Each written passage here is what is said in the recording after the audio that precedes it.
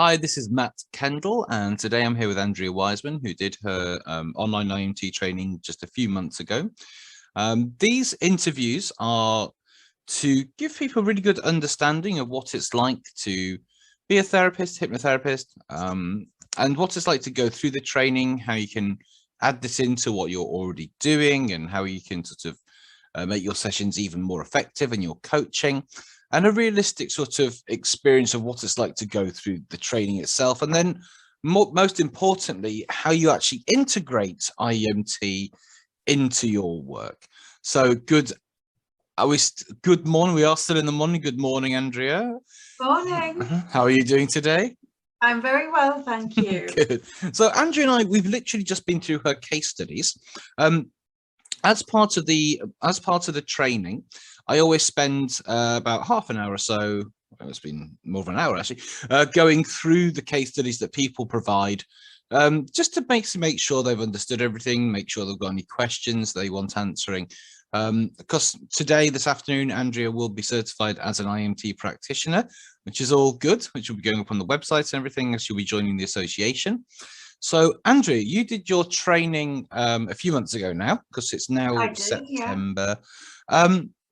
So before you got into IEMT or anything like that, can you just give me basically your background, your therapy, your experience, all that shebang? Yeah, I mean, basically, I had about 25 years working in education, and predominantly education management, and left that and started my own business as a therapist. I developed an interest in hypnosis, and that interest turned into this business, and I've been practicing now for over 6 years. And as part of being a hypnotherapist, I'm always looking for tools and techniques to use to work with clients. And a lot of hypnotherapists are actually trained in multiple disciplines. So I've gone down the standard route of NLP, emotional freedom technique, EMDR, eye movement desensitization, something called kinetic shift.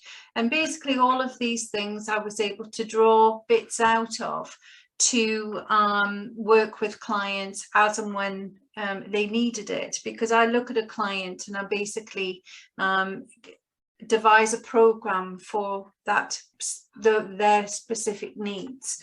And so basically that's what I was, that's my background, and that's what I've been doing throughout this time.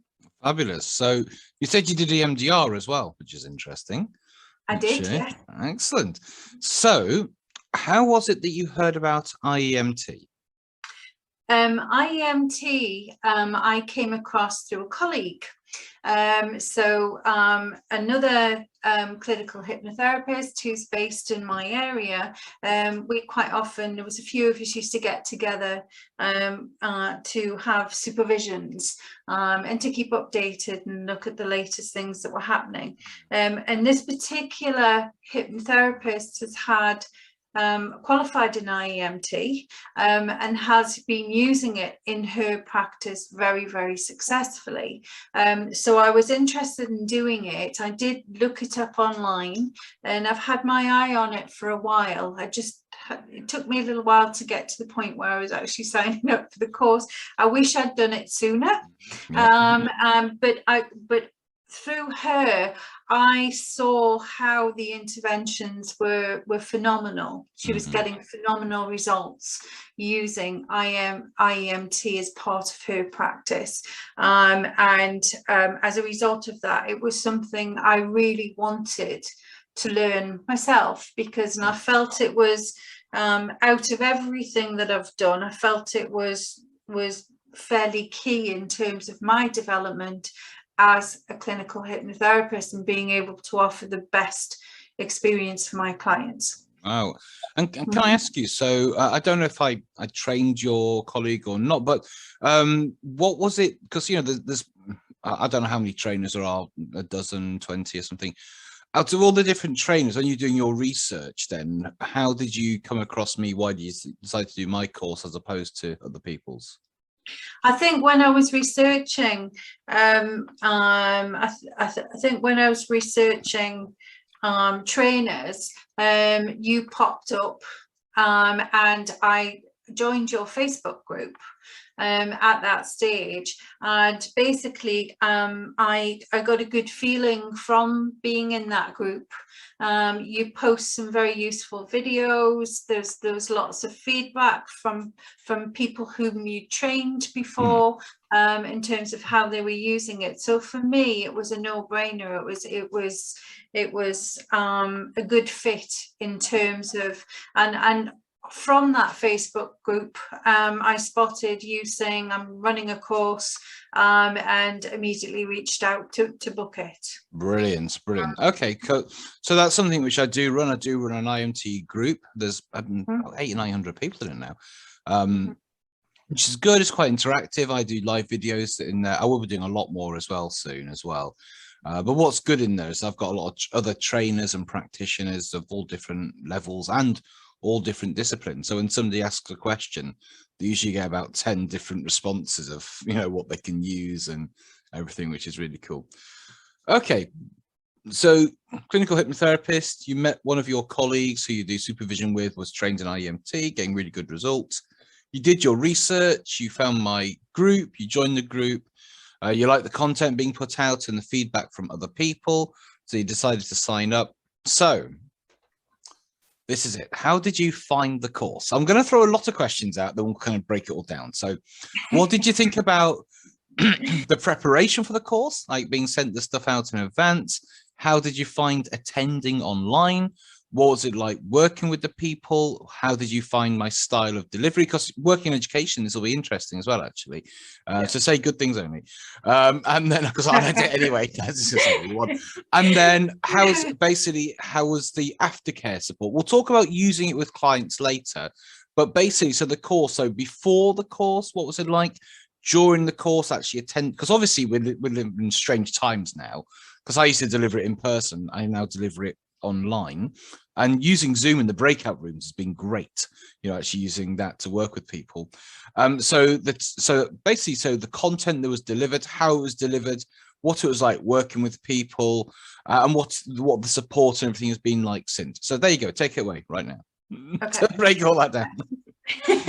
I mean, you were very responsive when I decided to push the button and say, yes, please, can I join the course?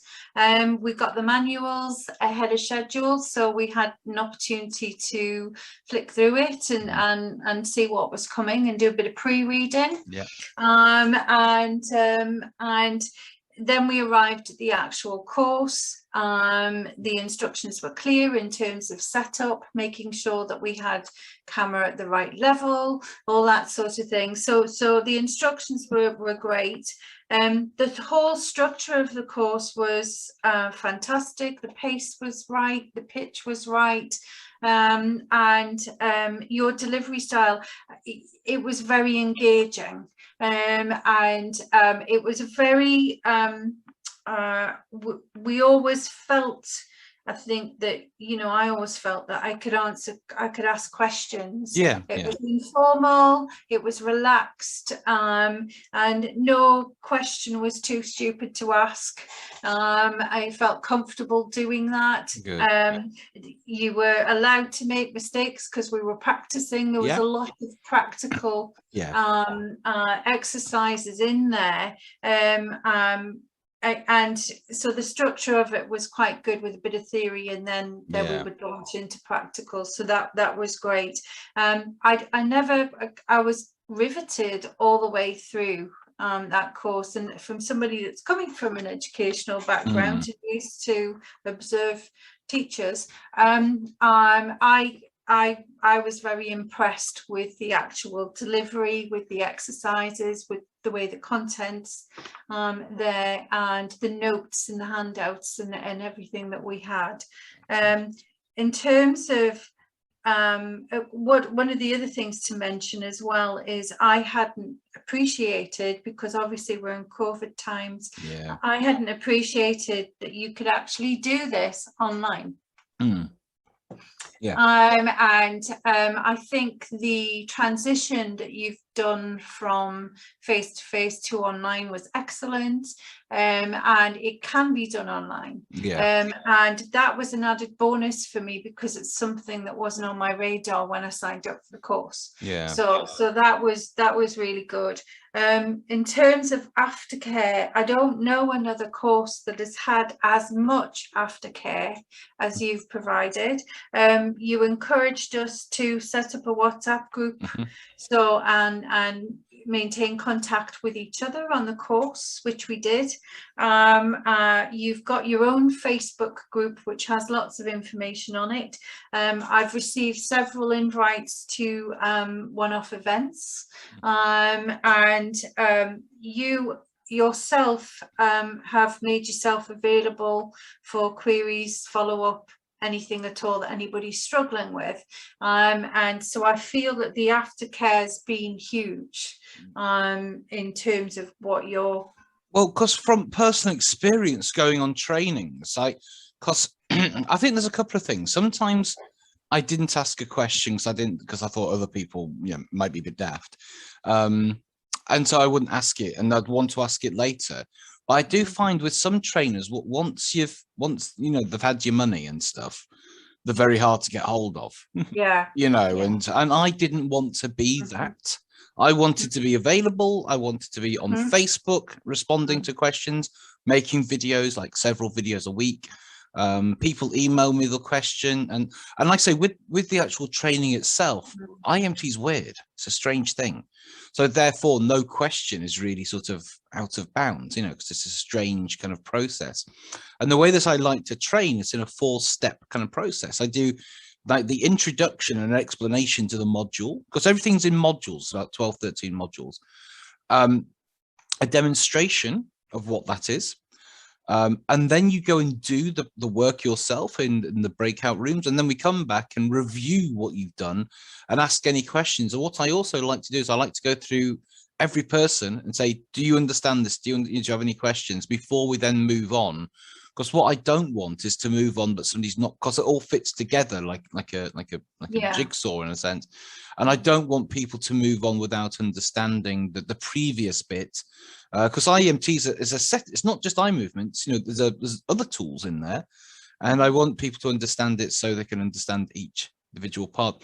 Let me ask you, how did you find sort of working in breakout rooms? What did you experience yourself with IEMT, and what did you see as well? Well, obviously without giving details away, but what kind of changes and stuff did you see with the people that you were working with?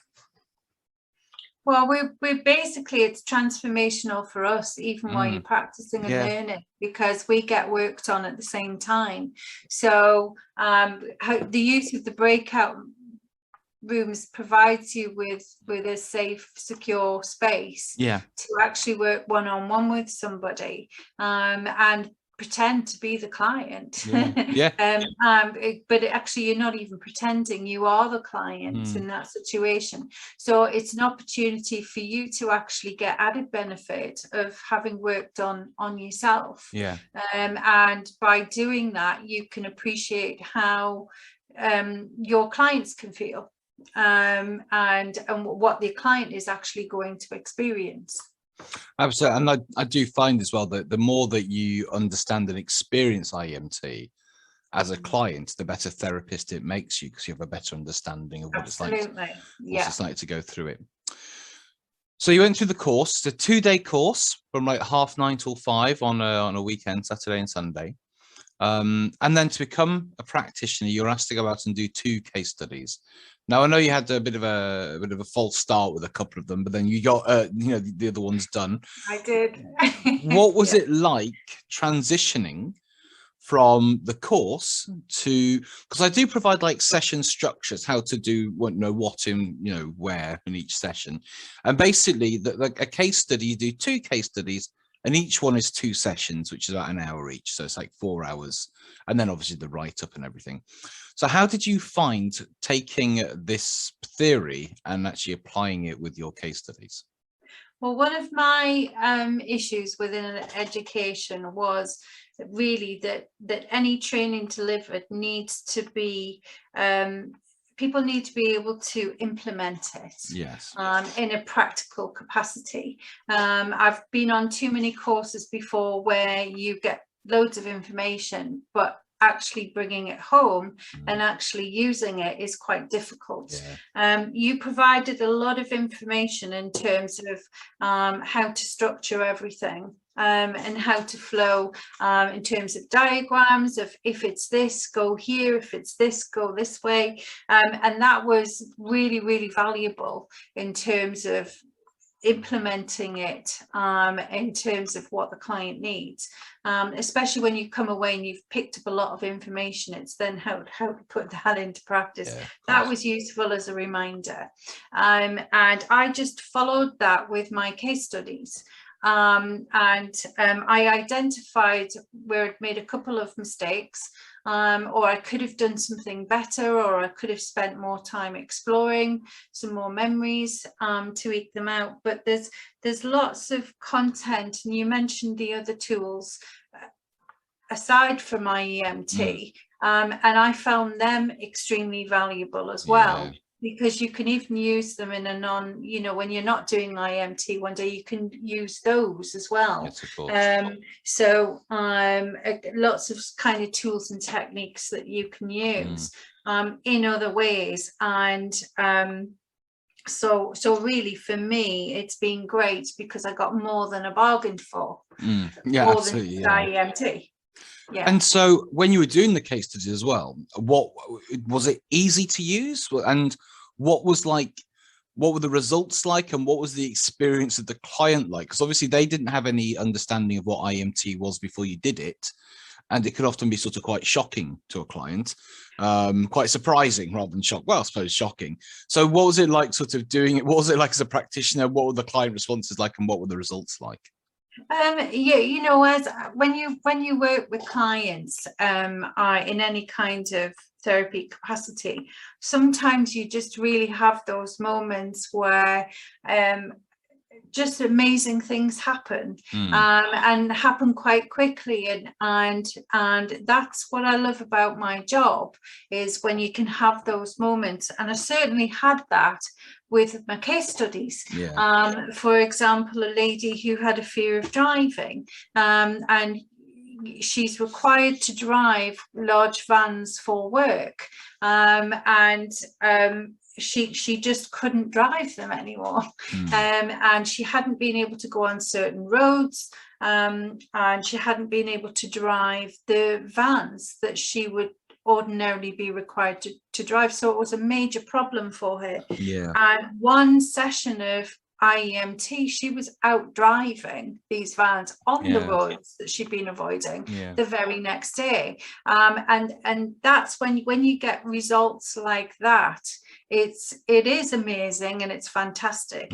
Yes, she still felt a little bit uncomfortable driving on those roads, but she did it, and she hadn't been able to previously. So that was a major switch for her. She rang me, contacted me, absolutely over the moon, so excited to tell me that she'd been able to do this and how amazing she thought the IEMT intervention was. Brilliant. So that's the kind of response that IEMT can give clients, and that's the response that you can obtain. And I am continuing to use this now with clients, and still getting results like that.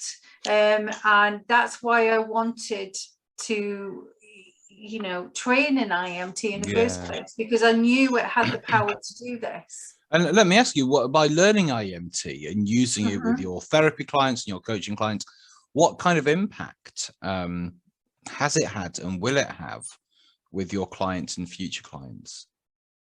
I mean, it's transformational. It has, you've got the ability to take a negative memory and change how somebody feels about that negative memory and help them disassociate from it.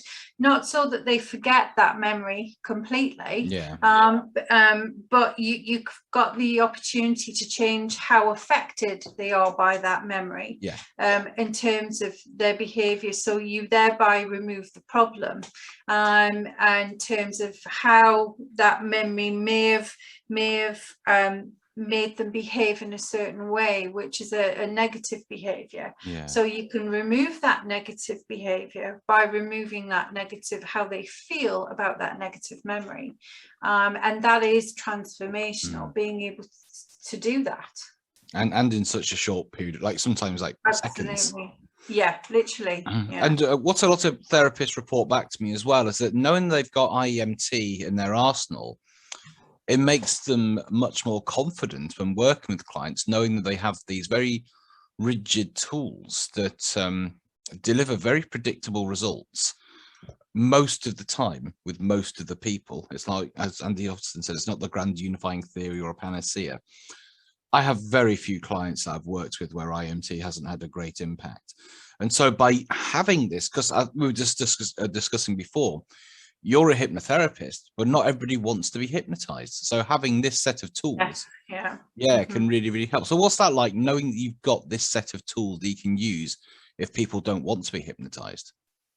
Well, even though I advertise as being a hypnotherapist, you do get clients who, there's the odd client, not many, but there's the odd client that doesn't respond to hypnosis. Yeah. It's just not for them. Yeah. And there are other clients who, you know, they don't want that, or for one reason it's not going to work for them, or they're not interested in hypnosis. So it means you've got something else that you can offer that can still, I mean, I'm a trained coach as well, so I can switch to coaching and make it a coaching intervention, but the coaching intervention doesn't get to a root of a problem the way IEMT can. So now I can use, I've got something that can do that, that's non-hypnosis related. It also works very well with hypnosis. So you can do some considerable work on some memories with IEMT, and then you can follow up nicely. And they do complement each other with some hypnosis. So it's blending the two together, or you can do it on its own if hypnosis isn't right for that particular client. Absolutely. And that's what I do with my private clients. I blend the two. I also do a bit of metaphor work of Andy's metaphor of movement. That's Andy Austin's work. But generally, I will do all the IEMT, and then I'll create a pattern out of the work we've done to solidify everything that we've done. And I sometimes, like I'm going to be doing in a little bit, I then create an actual a download, an MP3, sorry, so that the client can download it, which again just reinforces the work we've done. So I use IEMT for all the heavy lifting, then the hypnosis to kind of like seal it all off and kind of complete it in future cases. I would agree with that. And again, that's worked very, very. And the thing is, with hypnotherapy, although it is much more mainstream now, it is still a little bit woo, a little bit out there, a little bit, you know, and a lot of it's because of like stage stuff, and you know, we get the same stuff all the time. Don't look around the eyes. You know, you're gonna make me act like a chicken. You know, I've been asked that thousands and thousands of times. I'm just like, I've lost count how many times I've been asked in a bar or somewhere, can I make somebody rob a bank? You know. What is hypnosis? Is it real? It's like, I've got videos on this. You can watch the video. With IEMT, because if someone says, is hypnosis real? You can give them an explanation, but you're not going to, unless you start doing shock inductions and stuff, you're not going to give somebody, well, if somebody goes to IEMT, what have you got a memory? Hold that memory, and straight away. And I've done that at networking events, in bar, you know, and I've just shown them a very simple demonstration, and they're like, "Whoa, wow, you know, this is different." Because there's no, with some things, I find the client has to like buy into some sort of belief, an expectation that this thing is going to work for it to be successful. With IEMT, there's no buy-in, there's no hype. The client is given their own way of measuring these memories, so they can actually measure it themselves. And I've done this in the corporate world, and I've done this with like German engineers who are the most skeptical people in the world. And it's not my job to kind of convince them otherwise. It's my job to help them. And some people are just blown away by how effective it is without having to get them to try and feel good or try, you know what I mean? Because a lot of hypnosis and NLP is essentially sticking big happy feelings on problems. You're not getting to the actual issue, where IEMT gets to the issue and sort of neutralizes it and desensitizes it in a way. Yeah. Just one last thing. I didn't know you were trained in India. Well, I did actually, but I forgot. How do you find the overall structure and efficacy, I suppose, of both models? Would you go back to using EMDR, or would you, basically, what do you like and don't like about the two? What do you think is the most effective? And I like EMDR, and people think I'm not against it in any way.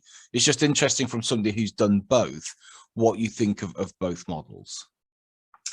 I think my default now would probably be IEMT. I just think there's more to it. Yeah. But that, to be fair to EMDR, I hadn't gone into, in terms of, I've had basic training on EMDR. So to be fair to that, I hadn't really explored. Yeah. And whereas I have done the full training on IEMT. So basically my default would probably be IEMT in that respect. But I suppose I liked EMDR. And as a result, a lot of the tools I like that I've learned, but each of them have their place. But IEMDR, I wanted a bit more. Yeah. And I feel I've got that with IEMT. Great. No, that's good. It's just interesting to hear, because I get a lot of EMDR people coming on the course, and because I'm not trained in EMDR, from what I understand, EMDR is a much longer process, but essentially can be sort of less effective and over a longer period of time. And what people can do in 1 or 2 sessions of IEMT would take 8 to 10 sessions of EMDR. Yeah. If you're lucky, you know, that's, again, I think EMDR is great. I think it might be a little bit old-fashioned in its structure, and also the amount of sessions that you need might be off-putting to some people. I don't know. It's just I've never used it in isolation. I've always used it with to kind of unstick something that's got stuck neurologically in the brain, because it's eye movement, and that's what eye movement desensitization does. So I've used it in that sense in the past. So in terms of the use and everything, but that's, in terms of the use, it's very different to IEMT for me. Is there's a lot more to it. Yeah. Cool. So just going forward, last thing now, what kind of clients do you work with? And if people want to come and work with you, what's the best way of getting in contact? I'm basically, I'm all over Google, just under, if you Google Andrea Wiseman, but I will be joining the association, the IEMT association, so you'll find me on that directory. And I work with a range of clients with a range of issues at the moment. A lot with anxiety, depression, phobias, but I also work with people with weight issues, relationship problems, a number of things. So I do work with it, and also some specific health related issues. But a lot of the health related issues, you know, there's other things around them. So I would say anxiety and depression, panic attacks, phobias are probably the most popular requests I get. Cool. In terms of working with people. And you're a full-time therapist again, and doing lots and lots of sessions, and you offer, I know you're based in the Northeast, so you offer both in person and online, if that's correct. I do, yes, I do, yeah. Fabulous. Thank you so much for taking your time out to speak with me today. People can contact you, Andrea Wiseman. You can just Google her name. You find her everywhere, all around, if you want to do sessions with her. Well, again, thank you very much for going through the training and using IEMT, and go forth and do tell other people about it and get great results for your clients. Will do. Thank you. Cheers. Thank you. Thanks.